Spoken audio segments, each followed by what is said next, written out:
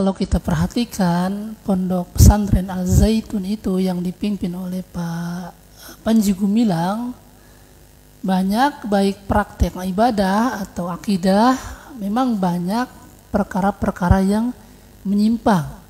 Misalnya ketika di pondok tersebut dilaksanakan sholat berjamaah, maka prakteknya laki-laki dan perempuan itu campur, ada ikhtilat. Jadi laki-laki di sini, perempuan di sini. Ini kan bertentangan dengan perintah Rasulullah Sallallahu Alaihi Wasallam.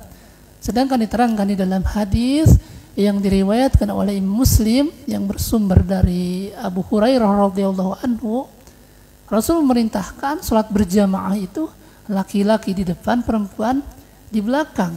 Kan disebutkan di dalam hadis tersebut, khairu sufufir rijali awwaluha, sebaik-baik saf atau jajaran bagi laki-laki itu yang paling depan. Wasyarruha akhiruha, dan seburuk-buruk saf bagi laki-laki itu yang paling belakang. Kemudian kata Nabi, wa khairu sufufin nisa'i akhiruha, dan sebaik-baik saf bagi perempuan itu yang paling belakang. Wa syarruha awwaluha, dan yang paling jelek saf perempuan itu yang paling depan. Nah, di dalam hadis ini ada dua faedah yang bisa diambil. Yang pertama, Rasul menyebutkan bahwa aturan salat berjamaah itu saf laki-laki itu di depan dan perempuan itu di belakang.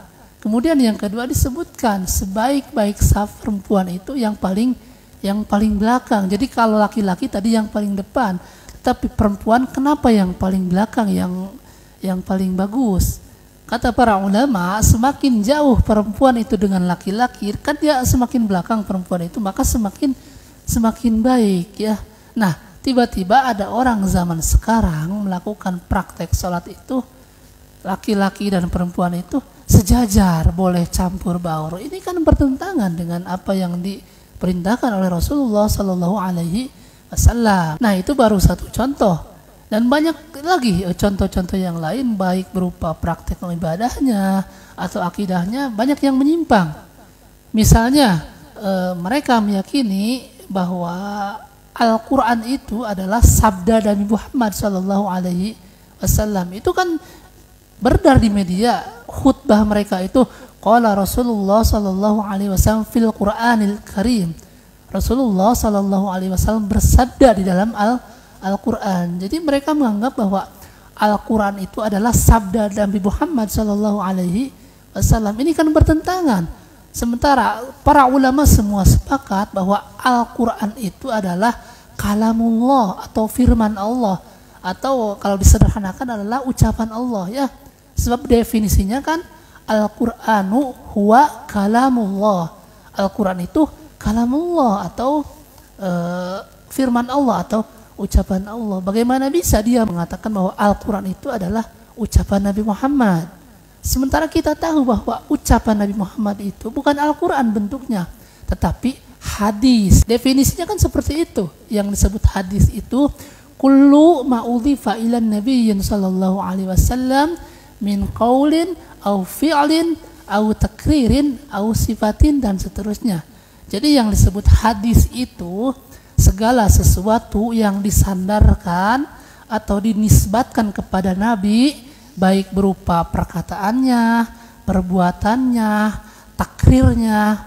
Takrir itu yang dilakukan sahabat, dibiarkan oleh Nabi ketika Nabi masih ada, atau sifat-sifatnya. Nah, itu yang disebut hadis. Jadi kalau dia mengatakan bahwa Al-Quran itu adalah sabda Nabi Muhammad, ini sangat keliru. Jadi kalau kalamullah atau firman Allah itu bentuknya Al-Quran, tetapi kalau perkataan Nabi, perbuatan Nabi itu dikumpulkan di dalam kitab hadis namanya, sehingga para ulama mengumpulkan seperti kitab Sahihul Bukhari, kemudian Sahihul Muslim, kemudian Sunan An-Nasa'i, kemudian Sunan Abi Dawud, kemudian Al-Muwatta Imam Malik, dan yang lainnya masih banyak ya. Nah, mungkin itu beberapa contoh penyimpangan tentang akidahnya atau keyakinannya ya. Kemudian contoh yang lain lagi, ini penyimpangannya ya. Ketika melaksanakan praktek sholat berjamaah di tempat tersebut, praktek sholat mereka itu berjarak, jadi 1 meter jaraknya, begini. Jadi katanya kalau berjarak itu enak kalau habis makan pete atau makan jengkol.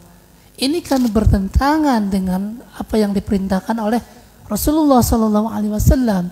Sedangkan Rasul memerintahkan di dalam banyak hadis, salah satunya di dalam hadis yang diriwayatkan oleh Imam Muslim yang bersumber dari sahabat Jabir bin Samurah radhiyallahu anhu. Di sana diterangkan, kharaja alaina Rasulullah sallallahu alaihi wasallam faqala, Rasulullah sallallahu alaihi wasallam keluar menemui kami. Kemudian beliau berkata, ini kata sahabat ya. Jadi Rasulullah keluar mendatangi para sahabat. Kemudian Rasul sallallahu alaihi wasallam berkata kepada para sahabat. Kata Rasul sallallahu alaihi wasallam, "Ala tasufuna kama tasuful malaikatu inda rabbiha." Maukah kalian bersaf atau melakukan jajaran seperti safnya para malaikat di hadapan Allah. Jadi Rasul bertanya kepada para sahabat, apakah kalian ingin mengetahui bagaimana safnya para malaikat di hadapan Allah? Fakulna, maka para sahabat menjawab, ya Rasulullah, wa kaifa tasuful malaikatu inda rabbiha?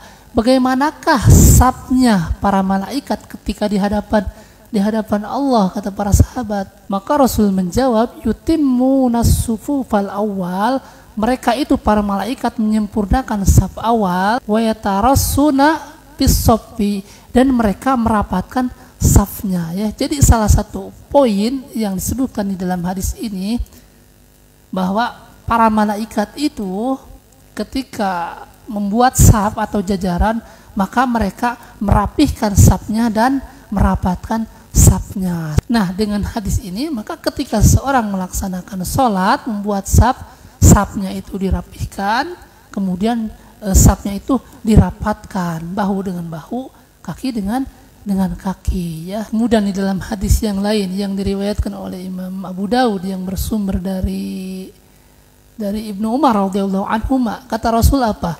Aqimus sufuf wa hadu bainal manaqib. Luruskan saf-saf kalian dan rapatkan pundak-pundak kalian. Kemudian poin pentingnya kata Rasul apa? Wasudul khalal, dan isilah saf-saf yang kosong. Bahkan dalam ujung-ujung hadis tersebut menyebutkan isilah saf-saf yang kosong, kalau tidak diisi nanti diisi oleh syaitan. Nah, jadi Rasul memerintahkan saf itu atau jajaran itu tidak boleh ada yang kosong, harus dirapatkan. Kemudian tiba-tiba orang tersebut membuat aturan ketika sholat, katanya harus berjarak, karena bebas kalau kita makan pete, kemudian makan jengkol, tidak tercium oleh orang lain. Nah, ini kan bertentangan dengan apa yang diperintahkan oleh Rasulullah Sallallahu Alaihi Wasallam. Kemudian mereka juga membolehkan khutbah Jum'ah oleh perempuan ya. Nah, oleh sebab itu kita sangat berharap sekali ya, semoga pemerintah dan MUI segera mengambil tindakan untuk menyikapi masalah tersebut. Kalau pemerintah misalnya lambat memberikan keputusan atau MUI tentang penyimpangan tersebut, kami rasa semua para kiai, para ustadz, para ulama, mereka akan bersuara ya, menyuarakan tentang berapa penyimpangan yang dilakukan oleh Pak Panji Gumilang ya.